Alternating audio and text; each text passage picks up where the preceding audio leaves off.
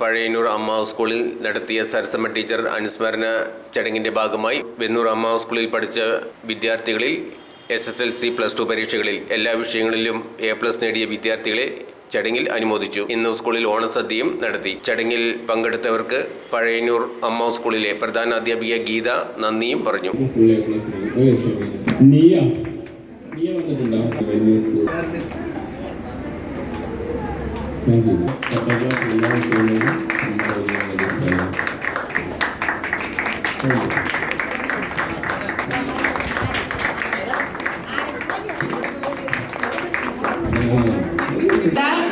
എല്ലാ ആളുകൾക്കും പ്രത്യേകം നന്ദി പറയുന്നു. പിന്നെ ഞങ്ങളെ PTA എടുത്തു പറയേണ്ട കാര്യമാണ്.